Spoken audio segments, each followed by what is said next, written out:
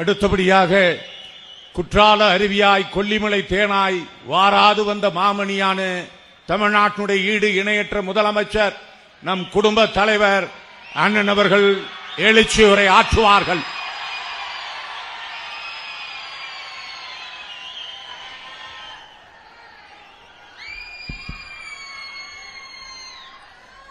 அன்புள்ள மதச்சார்பற்ற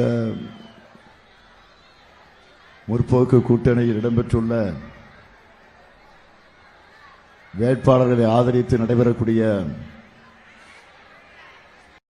மாபெரும் பொதுக்கூட்டத்திற்கு தலைமையேற்றுள்ள சேலம் மத்திய மாவட்ட கழகத்தினுடைய செயலாளர் மாண்புமிகு அமைச்சர் அருமை நண்பர் ராஜேந்திரன் அவர்களே, தேசிய முற்போக்கு திராவிட கழகத்தினுடைய பொதுச் செயலாளர் மதிப்பிற்குரிய திருமதி பிரேமலதா விஜயகாந்த் அவர்களே, மக்கள் நீதி மையத்தினுடைய தலைவர் நாடாளுமன்ற உறுப்பினர் கலைஞானி மதிப்பிற்குரிய திரு கமலஹாசன் அவர்களே, தமிழ்நாடு மாநில காங்கிரஸ் கமிட்டியினுடைய முன்னாள் தலைவர் மதிப்பிற்குரிய தங்கபால் அவர்களே, மண்டல பொறுப்பாளர் மாண்புமிகு அமைச்சர் ஏவா வேலு அவர்களே, மாவட்ட கழகத்தினுடைய செயலாளர்கள், நாடாளுமன்ற உறுப்பினர் செல்வகணபதி சிவலிங்கம் அவர்களே, நாடாளுமன்ற உறுப்பினர் செல்வகணபதி அவர்களே,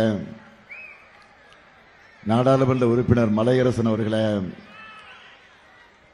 தோழமை கட்சிகளை சார்ந்திருக்கக்கூடிய மாவட்ட கழகத்தினுடைய செயலாளர்களே, பொறுப்பாளர்களே, நிர்வாகிகளே, மதச்சார்பற்ற முற்போக்கு கூட்டணியில் இடம்பெற்றுள்ள தோழமை கட்சியை சார்ந்த தோழர்களே, நண்பர்களே, செயல் வீரர்களே, பெரியோர்களே, தாய்மார்களே, தொலைக்காட்சி பத்திரிகை உலக நண்பர்களே, அன்பர்களே, வணக்கத்திற்குரிய வாக்காளர் பெருமக்களே, என் உயிரோடு கலந்திருக்கக்கூடிய தலைவர் கலைஞர் அவர்களின் உயிரினும் உயிரான அன்பு உடன்பிறப்புகளே, உங்கள் அனைவருக்கும் அன்பான வணக்கம். சேலம் மலைகளின் மாவட்டம் என சொல்லுவாங்க. இங்க பார்த்தா மலைகளை மிஞ்சுகிற அளவுக்கு முழுக்க முழுக்க மகளிர் படை சூழ்ந்திருக்கு. மகளிர் ஒவ்வொருத்தரும் ஃபயரா இருக்கீங்க. சேலம்னு சொன்னா அது ஸ்டீல் தான். அதே மாதிரி ஸ்டாலின் என்ற பெயருக்கு அர்த்தமும் ஸ்டீல் தான். ஸ்டீல் சிட்டிக்கு ஸ்டாலின் வந்திருக்கிறார். தமிழ்நாட்டினுடைய நெற்களஞ்சியமாக இருக்கக்கூடிய அந்த நெற்களஞ்சியத்திற்கு தண்ணீர் வழங்குகிற மேட்டூர் அணை ஆங்கிலேயர்கள் சிவசப்பனமாக இருந்த மாவீரன் தீரன் சின்னமலை தூக்கிலிடப்பட்ட சங்ககிரிப்பேட்டை அமைஞ்சிருக்கக்கூடிய மண் இந்த சேலம் மண். அது மட்டுமா, குழு குழு காற்று வீசும் ஏற்காடு அமைஞ்சிருக்கக்கூடிய மாவட்டம். ஏற்காடு மாதிரியே சேலம் மக்களும் ரொம்ப கூறானவங்க. சேலத்தில் இன்னொரு முக்கியமான இடம் இருக்கு. முத்தமிழறிஞர் தலைவர் கலைஞர் அவர்கள், மக்கள் திலகம் எம்ஜிஆர் அவர்கள், அவர்கள் நட்புக்கு அடித்தளமாக இருந்த மாடர்ன் தியேட்டர்ஸ், அந்த காலத்திலேயே தென்னிந்திய சினிமாவினுடைய தலைநகரமாக இருந்தது இந்த சேலம். அந்த முக்கியத்துவம் இங்கே உரையாற்றிய என்னோட அன்பு சகோதரர் கலைஞானி கமலஹாசன் அவர்களுக்கு நன்றாக தெரியும். அது மட்டுமல்ல, நம் நினைவை விட்டு நீங்காத சேலத்து சிங்கம் அண்ணன் வீரபாண்டியாருடைய மண் இந்த சேலம் மண்.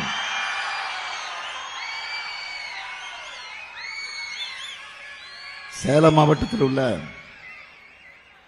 எல்லா தொகுதிகளிலையும் மதச்சார்பற்ற முற்போக்கு கூட்டணி வேட்பாளர்கள் வெற்றி பெற உங்க ஆதரவை கேட்க நான் வந்திருக்கிறேன். முதல்ல உங்க அனுமதியோட நம்ம வேட்பாளர்களை இப்போ நான் அறிமுகம் செய்யலாமா?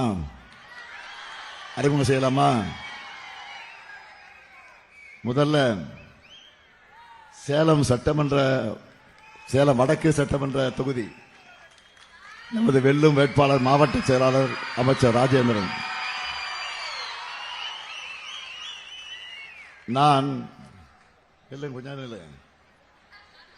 நான் இளைஞரணியை தலைமையேற்று நடத்தின காலத்திலிருந்து என்னோடு இருக்கிறவர். சுற்றுலாத்துறையில் பல்வேறு திட்டங்களை கொண்டு வந்தவர். அவருக்கு நீங்கள்லாம் உதயசூரியன் சின்னத்தில் வாக்கினை வழங்கிட வேண்டும். அடுத்து சேலம் மேற்கு சட்டமன்ற தொகுதி நமது வெல்லும் வேட்பாளர் தேமுதிகவை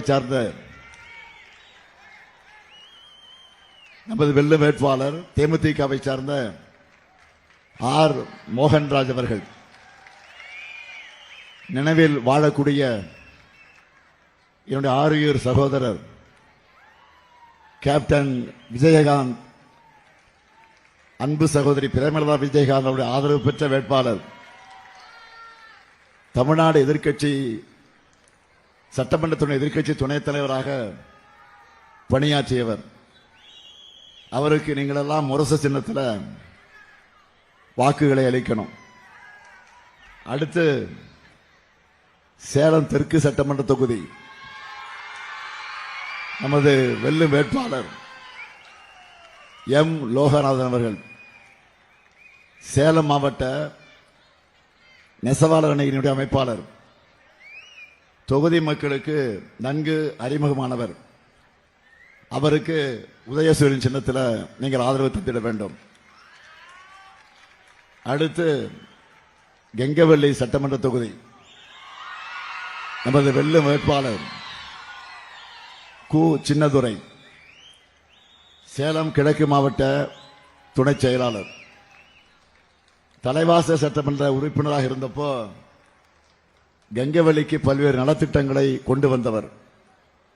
அவருக்கு நீங்கள் உதயசூரியன் சின்னத்தில் ஆதரவு தந்திட வேண்டும்.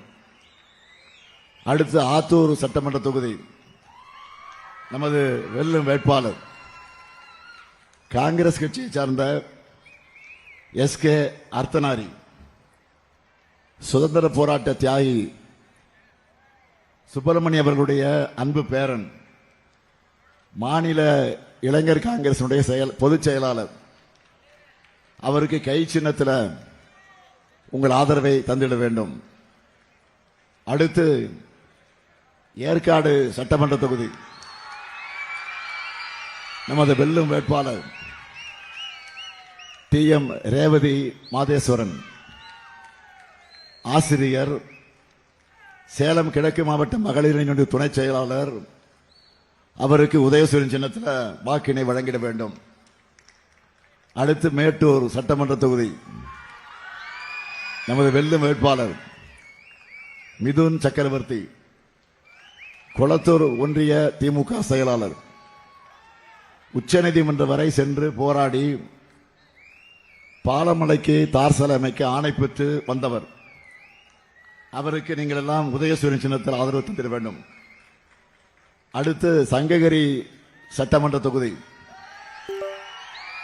நமது வெல்லும் வேட்பாளர் மு மணிகண்டன், சேலம் மேற்கு மாவட்ட இளைஞர் அணியின் அமைப்பாளர். தம்பி மணிகண்டனுக்கு உதயசூரியன் சின்னத்தில் ஆதரவு தந்திட வேண்டும். அடுத்து வீரபாண்டி சட்டமன்ற தொகுதி நமது வெல்லும் வேட்பாளர் டாக்டர் AK தருண் அவர்கள். சேலத்து சிங்கம் அண்ணன் வீரபாண்டியார் குடும்பத்தை சார்ந்தவர். என் அருமை தோழன் மறைந்த செழியனுடைய மருமகன், திமுக ஐடி விங் மாநிலத்துடைய துணை செயலாளர், அவருக்கு உதயசூரியன் சின்னத்தில் ஆதரவு தந்திட வேண்டும். அடுத்து எடப்பாடி சட்டமன்ற தொகுதி நமது வெல்லும் வேட்பாளர் சி காசி, கழக தொழிலாளர் அணியினுடைய துணை செயலாளர், ஜலகமண்டலம் பேரூராட்சியை 3 முறை தலைவராக இருந்தவர். அவருக்கு எடப்பாடி மக்கள் உதயசூரியனுக்கு ஆதரவு தந்திட வேண்டும். அடுத்து ஓமலூர் சட்டமன்ற தொகுதி நமது வெல்லும் வேட்பாளர் தேமுதிகவை சார்ந்த ஏஆர் இளங்கோவன், என்னுடைய ஆரோக்கிய சகோதரர் கேப்டன் விஜயகாந்தனுடைய தீவிர விசுவாசி, தேமுதிகவில் பல்வேறு பொறுப்புகளை வகித்தவர். அவருக்கு முரசு சின்னத்தில் வாக்கினை வழங்கிட வேண்டும். இந்த 11 பேருடைய வெற்றி உறுதியா? இன்னும் சத்தமா சொல்லுங்க. நன்றி. வேட்பாளர்கள் இப்போ உட்காரலாம். பெண்களே சொல்லிட்டாங்க, இனி எந்த சக்தியாலும் உங்க வெற்றியை தடுக்க முடியாது. உட்காருங்க. சீட்டு கன்ஃபார்ம் ஆயிடுச்சு. தலைவர் கலைஞர் தலைமையில் திராவிட முன்னேற்ற கழகம் ஆட்சி பொறுப்பு இருந்தப்போ உருவானதுதான் சேலம் உருக்காலர், சேலம் ரயில்வே கோட்டம், பெரியார் பல்கலைக்கழகம் என பெரிய சாதனைகள் சேலம் மாவட்டத்திற்கு வந்திருக்கு. அந்த வழியில் கடந்த 5 ஆண்டுகள்ல நம்ம திராவிட மாடல் அரசு சேலத்துக்காக செஞ்ச சிலவற்றை மட்டும் ரொம்ப சுருக்கமா நான் சொல்றேன், நேரம் ஆயிடுச்சு. 129 கோடி மதிப்பீட்டில் ரயில்வே மேம்பாலம், வெள்ளி கொலுசு உற்பத்தியாளர்களுக்காக உற்பத்தி மையம், கருப்பூர்ல மினி டைடல் பூங்கா, சேலம், மேட்டூர், ஆத்தூர்ல அறிவுசார் மையங்கள், அம்மாப்பேட்டையில் அரசு புறநகர் மருத்துவமனை, எடப்பாடி மேட்டூர்ல புதிய பேருந்து நிலையங்கள், கருப்பூர் பல்நோக்கு விளையாட்டு அரங்கம், மேட்டூர் எடப்பாடி மற்ற சங்ககிரியில மினி ஸ்டேடியம் அமைக்கப்பட்டு வருது. இன்னும் நிறைய இருக்கு, சொல்ல நேரம் தான் இல்லை. இங்க இத்தனை பெண்கள் வந்திருக்கீங்க. நீங்க எல்லாருமே விடியல் பேருந்துல பயணிச்சிருப்பீங்க. எழுந்திருக்கீங்களா? ஆட்சிக்கு வந்த முதல் நாள் நான் போட்ட முதல் கையெழுத்து இந்த திட்டத்துக்கு தான். எவ்வளவோ திட்டங்கள் இருந்தாலும் முதல் திட்டமா இதை ஏன் செலக்ட் பண்ண தெரியுமா? திராவிட மாடல் ஆட்சியே மகளிருக்கான ஆட்சியா இருக்க போகுது என்கிற என்னுடைய மெசேஜ் எல்லா பெண்களுக்கும் போய் சேரணும்னு நினைச்சேன். நான் போடுற முதல் கையெழுத்திலேயே ஸ்டாலின் ஆட்சியில விடியல் வந்துச்சு அப்படின்னு சொல்ற மெசேஜ் சென்னை சிட்டியிலிருந்து சின்ன கிராமம் வரை போய் சேரணும்னு தான் அந்த முடிவு எடுத்தேன். தமிழ்நாட்டு பெண்களுக்காக குடும்பத்தில் ஒருத்தன் இருப்பேன்னு நான் கொடுத்த பவர்ஃபுல் சிக்னல் தான். இன்னைக்கு 900 கோடி முறை விடியல் பேருந்துகள்ல பெண்கள் பயணிச்சிருக்காங்க. இந்த திட்டத்தை பத்தி சர்வே எடுக்க சொன்னேன். அதோட ரிசல்ட்டை பார்த்து நான் அடைஞ்ச மகிழ்ச்சிக்கு அளவே இல்லை. மாசம் 800 ரூபாயிலிருந்து 900 ரூபாய் வரை பெண்களுக்கு இதனால காசு மிச்சமாகுதுன்னு அந்த ரிசல்ட்ல சொல்லியிருந்தாங்க. அது எதிர்பார்த்ததுதான். ஆனா நான் எதிர்பார்க்காத இன்னொன்று அந்த சர்வேயில தெரிய வந்துச்சு. இப்படி மிச்சமாகக்கூடிய அந்த பணத்துல பெண்கள் தாங்கள் விரும்பிய உணவை வாங்கி சாப்பிடுறதா சொல்லியிருக்காங்க. அதை பார்த்து அவ்வளவு மகிழ்ச்சி. வீட்டில் இருக்கக்கூடிய நம்ம பெண்கள் எப்பவுமே தான் சாப்பிடாவிட்டாலும் மற்றவங்க சாப்பிட்டா போதும்னு நினைப்பாங்க. அப்படிதானமா? ஞாயிற்றுக்கிழமை கூட கறி வாங்கினா கூட கணவர் பிள்ளைகள் சாப்பிடட்டும் அப்படிதான் நினைப்பீங்க. யதார்த்தத்தை சொல்றேன். ஆனா அப்படி இருக்காதீங்க. நீங்களும் நல்லா சாப்பிட்டு ஸ்ட்ராங்கா இருக்கணும். பெண்களான நீங்க ஸ்ட்ராங்கா இருந்தாதான் நம்ம தமிழ்நாடு ஸ்ட்ராங்கா இருக்கும். அது மட்டும் இல்ல, பெண்கள் பேருந்தில் பயணிக்கிறது இந்த திட்டத்தால் அதிகரிச்சிருக்கு. புள்ளி விவரத்தோடு சொல்லணும்னா, விடியல் பயணம் திட்டம் வந்த பிறகு பேருந்தில் பயணிக்கிறது, பெண்கள் பயணிக்கிறது 40 விழுக்காட்டில இருந்து 70 விழுக்காடாக உயர்ந்திருக்கு. நினைச்ச இடத்துக்கு யாரையும் எதிர்பார்க்காம என் சகோதரிகள் பயணிக்கிறாங்க. அதிகாரிகள் கூடுதல் செலவினம் என சொன்னாங்க. நான் சொன்னேன், இது செலவினம் இல்லை, நமக்கு பிடிச்சவங்களுக்கு நாம பண்ற எதையும் செலவா சுமையா கருதக்கூடாது. நம்ம சகோதரிகள், நம்ம மகள்கள் சுதந்திரமா பயணிக்கணும், நல்லா படிக்கணும், வேலைகளுக்கு போகணும், கை நிறைய சம்பாதிக்கணும். அதுக்கு நாம செய்கிற முதலீடு இது.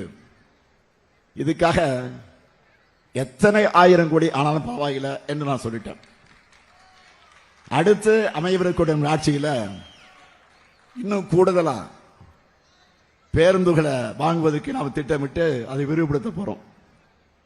அடுத்து முக்கியமான திட்டம் கலைஞர் மகளிர் உரிமை திட்டம். 2021 நாம பெற்ற மாபெரும் வெற்றிக்கு அடித்தளமா அமைஞ்சது இந்த திட்டம். ஆகவே இந்த திட்டத்தை பற்றி நான் அதிகம் உங்களுக்கு சொல்ல வேண்டிய அவசியம் இல்லை. இதை நிறைவேற்ற முடியாதுன்னு நிறைய பேர் சொன்னாங்க, சவால் விட்டாங்க. நான் நிறைவேற்றி காட்டினேன். நிறைவேற்ற காட்டினது மட்டும் இல்ல, திராவிட மாடல் 2.0 ஆட்சிக்கு வருகிற போது 2000 ரூபாயாக உயர்த்த போறேன். இந்த பணத்தை உதவி தொகைன்னு சொல்லாம உரிமை தொகைன்னு ரொம்ப பர்டிகுலரா நான் அந்த பேரை செலக்ட் பண்ணேன். ஏன்னா பெண்களுடைய உழைப்பு இல்லாம மனித சமூகம் இல்லை. அது இந்தியா போன்ற விவசாயம் நிறைஞ்ச நாட்டில் பெண்கள் தான் அந்த விவசாய வேலையில அதிகமாக ஈடுபட்டு இருக்கிறாங்க. அது நம்ம வீட்டு பெண்கள் உழைப்பு சாதாரண உழைப்பு அல்ல. எல்லாருக்கும் முன்னாடி யார் எழுந்திருக்கிறா? பெண்கள் தான் காலையில எழுந்திருக்கிறாங்க. வீட்டை பெருக்கி தெருவில் தண்ணியை தெளிச்சு சுத்தம் பண்றாங்க.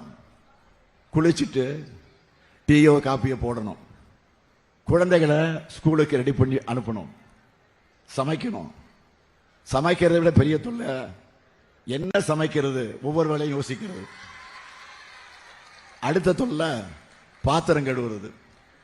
அப்படியே பாத்திரத்தை போட்டு வைக்காம கழுவி அதை கவுத்து சாட்சி வச்சாதான் பல பெண்களுக்கு நிம்மதி. கரெக்டு தானே?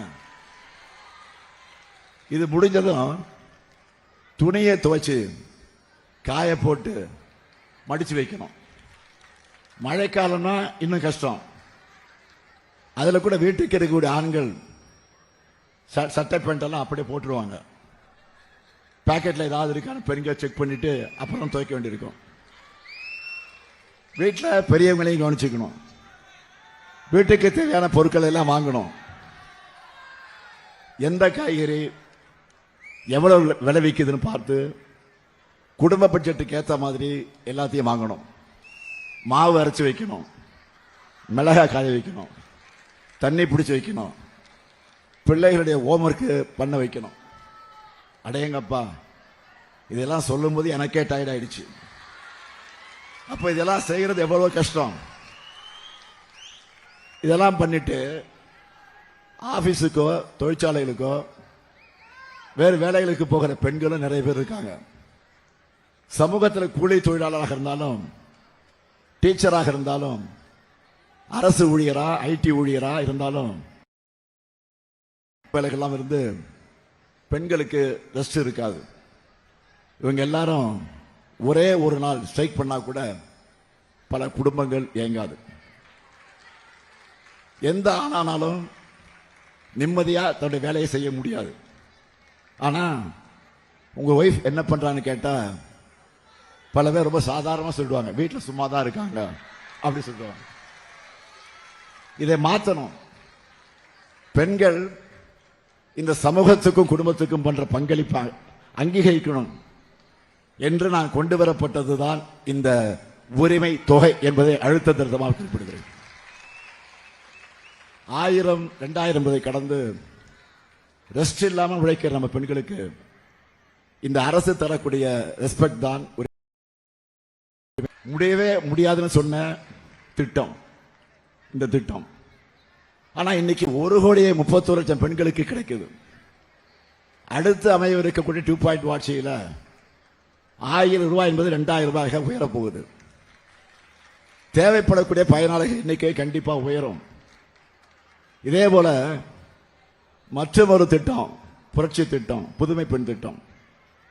பெண்கள் உயர்கல்வியில் சேர்றது, அதுவும் கிராமப்புற அரசு பள்ளி மாணவிகள் கல்லூரியில் சேர்வது குறைஞ்சிக்கிட்டே வந்துருச்சு. படிப்புக்கு பணம் ஒரு தடையா இருக்கக்கூடாதுன்னு உருவாக்கின திட்டம் தான் இந்த திட்டம்.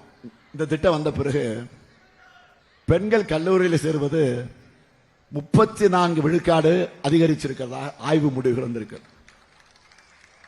பல ஆண்டுகளுக்கு முன்னாடியே படிப்பை முடிச்ச பெண்கள் கூட இந்த திட்டத்தால திரும்ப படிக்க வந்திருக்கிறாங்க. கல்வியில் சிறந்த தமிழ்நாடு.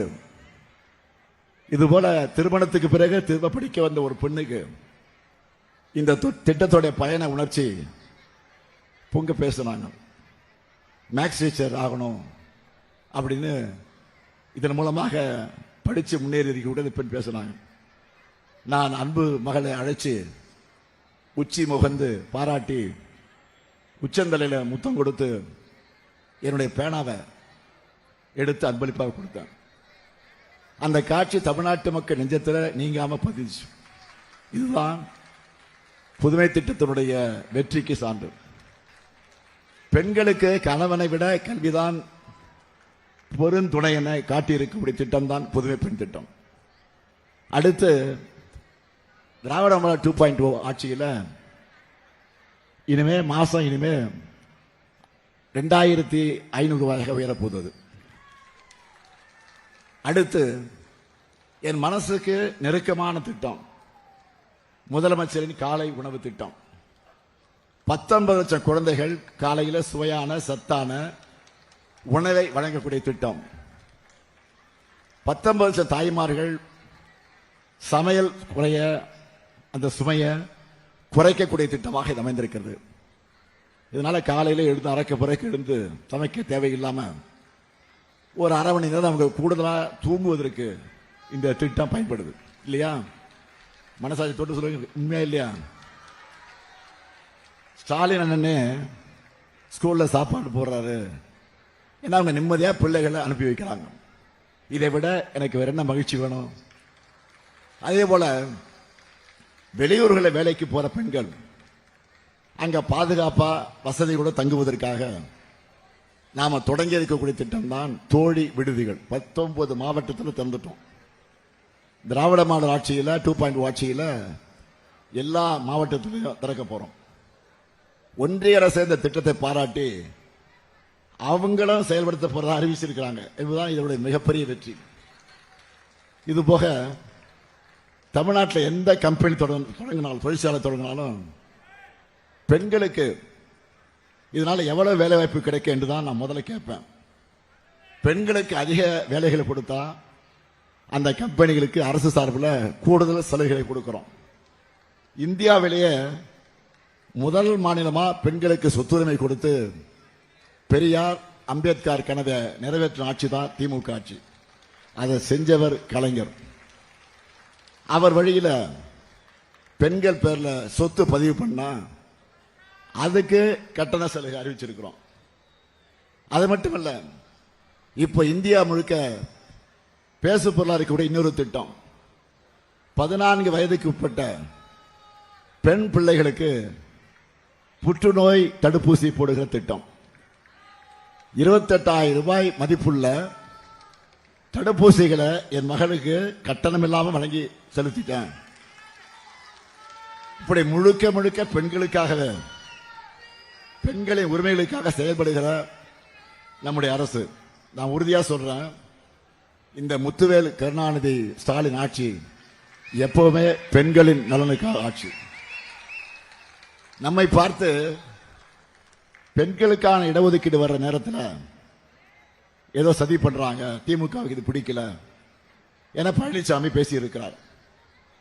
33% இடஒதுக்கீடு என்றால் என்ன என்று பழனிசாமிக்கு தெரியும் முன்பே உள்ளாட்சிகளில் அதை செயல்படுத்தினவர் தான் நம்முடைய தலைவர் கலைஞர். இதை அப்பவே 50 விழுக்காடா நடைமுறைப்படுத்தியவன் தான் உங்கள் முன்னால் நிற்கிற இந்த ஸ்டாலின். சட்டமன்ற நாடாளுமன்றத்தில் பெண்களுக்கு 33 விழுக்காடு வேணும்னு பல ஆண்டு காலமா திமுக போராடிட்டு இருக்கு. பாஜக நினைச்சா அதை எப்பவோ கொண்டு வந்திருக்கலாம். நாங்களும் அதைத்தான் கேட்கிறோம். ஆனா தேவையே இல்லாம சென்சஸ், தொகுதி மறுவரை என சம்பந்தம் இல்லாத விஷயங்களோட அதை முடிச்சு போட்டு அது நிறைவேறக்கூடாதுன்னு பாஜக நினைக்கிறது. அவங்களும் பெண்கள் இடஒதுக்கீட்டுக்கு எதிரானவங்க என்று பழனிசாமி சொல்ல போகிறாரா? மிஸ்டர் பழனிசாமி, முதல்ல புரிஞ்சுக்குங்க, இந்த பிரச்சனை பெண்கள் இடஒதுக்கீடு அல்ல, அதை எல்லோரும் வரவேற்கிறோம். தொகுதி மறுவரையை தான் இங்க பிரச்சனை. தமிழ்நாடே கொதிச்சு போயிருக்கு. நாளைக்கு எல்லார் வீட்லையும் கருப்பு கொடி ஏத்த போறோம். பெண்கள் நீங்கெல்லாம் பாஜகவின் அலங்கோல சட்டத்துக்கு காலையில வீட்டு வாசல்ல கோலம் மூலமாக எதிர்ப்பு தெரிவிக்க போறீங்களா இல்லையா? இது அரசியல் வேறுபாடுகளுக்கு இடமே இல்லை. மொத்த தமிழ்நாட்டையும் ஆபத்து சூழ்ந்திருக்கு. எடப்பாடி அவர்களே, கடைசி வரை கோழையா அடிமையா இருந்தா தமிழ்நாட்டின் களங்கமாகத்தான் வரலாற்றில் நீங்க நினைவு கூறப்படுவீங்க. இது வரலாறு உங்களுக்கு கொடுத்திருக்க கடைசி வாய்ப்பு. ஒரே ஒரு முறையாவது பாஜகவை தைரியமாக எதிர்த்து பேசுங்க. உறுதியான எஃகு பெயர் பெற்ற ஊர் இந்த சேலம். இப்படிப்பட்ட பெருமைமிகு ஊர்ல பிறந்துட்டு ஏன் டெல்லிக்கு முதுகு வளைஞ்சிருக்கீங்க? வெக்கமா இல்லையா? பக்கத்தில் இருக்கக்கூடிய கேரளா, தெலுங்கானா, கர்நாடகா போன்ற மாநிலங்களுக்கு கூட அவங்க உரிமைகளுக்காக குரல் கொடுக்கிறாங்க. கட்சி வேறுபாடுகளை மறந்து ஒரே குரல்ல பேசுறாங்க. நீங்க தமிழ்னா தமிழ்னா இருந்துட்டு தமிழ்நாட்டுக்கு இப்படி துரோகம் செய்யலாமா? உங்க துரோகங்களுக்கு தண்டனை மே 4 அன்று கிடைக்கத்தான் போகுது. ஒட்டுமொத்த பெண்களின் ஆதரவோட திமுக மீண்டும் ஆட்சி அமைக்கத்தான் போகுது. அதுக்கான ஒத்திகை தான் நான் வெளியிட்டு இருக்கக்கூடிய தேர்தல் அறிக்கை. இந்த தேர்தலின் சூப்பர் ஸ்டார் இதுதான். இப்போ நம்ம சூப்பர் ஸ்டாரோட சூப்பர் ஹிட் அறிவிப்புகள் சொல்லவா? முதல்ல இல்லத்தரசி திட்டம். இந்த ஒரே அறிவிப்பிலேயே நம்முடைய எதிரிகள் எல்லாம் க்ளோஸ் ஆயிட்டாங்க.